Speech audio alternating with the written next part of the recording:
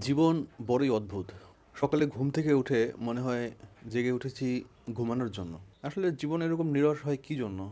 যদি নিজেকে প্রশ্ন করি, জীবন কি এক্সাইটিং? জীবন কি সুন্দর? চাঞ্চল্যময়? আসলে উত্তর হয়ে যায় না। এমন রসকসীন জীবনের অবসানের জন্যই আসলে মাঝে মাঝে এমন ঘুরতে আসা উচিত। আমি নৌকা চালাতে খুব পছন্দ করি, তাই নৌকা চালানোর জন্য এসেছি আমি যেখানে চাকরি করি সেখানেরই খুব কাছে একটা প্রজেক্টে। এই জায়গাটা খুবই সুন্দর। এই জায়গার মতো আসলে টুঙ্গিপাড়া অনেক জায়গা আছে।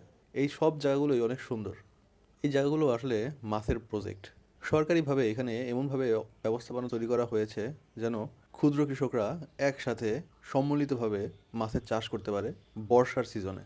বর্ষাকালে এই এলাকায় পানি অনেক বেশি থাকে, অনেকটা হাওরের মতো লাগে।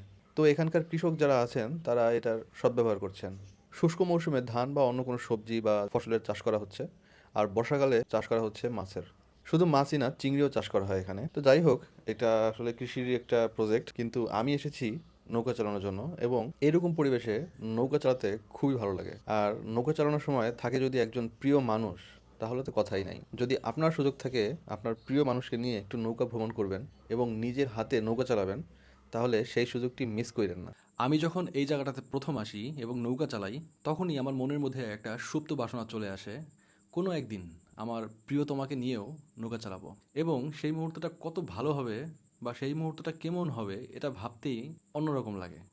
তো আপনারাও চেষ্টা করুন আপনাদের ভালোবাসার মানুষকে নিয়ে, প্রিয় মানুষকে নিয়ে এমন কোনো জায়গায় যান, এমন কোনো সুন্দর জায়গায় যান যেখানে গেলে দুজনেরই খুব ভালো লাগবে।